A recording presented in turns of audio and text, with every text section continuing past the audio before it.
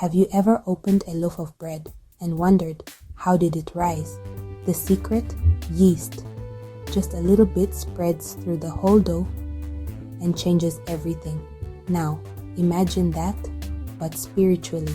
Jesus warned his disciples in Matthew 16:6, saying, "Be on your guard against the yeast of the Pharisees and Sadducees."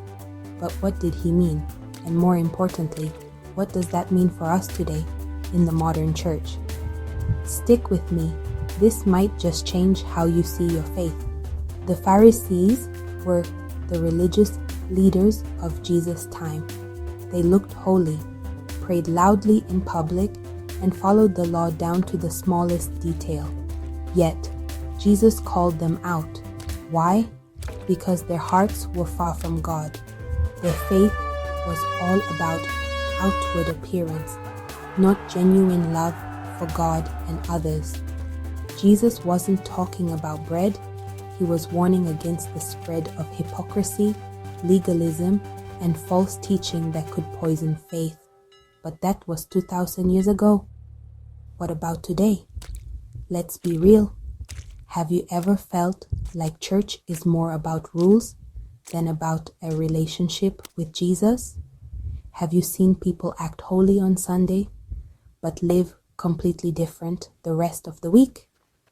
Have you felt pressured to perform in your faith rather than walk in grace? Have you heard teachings that add unnecessary burdens instead of pointing to God's mercy? That's the yeast of the Pharisees.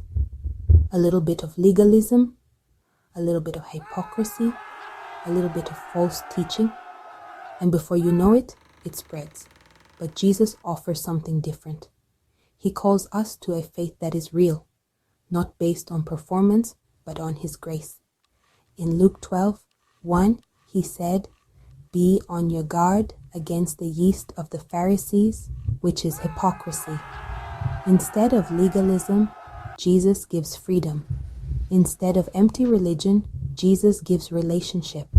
Instead of self-righteousness, Jesus gives true righteousness through faith. And today, He's calling you to examine your heart. Are you living in the freedom of Christ, or are you caught up in the yeast of modern-day Phariseeism? So here's my challenge for you today. Ask yourself, is my faith about rules or about Jesus? If you've been caught up in legalism, let go and embrace grace. If you've been pretending on the outside, ask Jesus to transform your heart.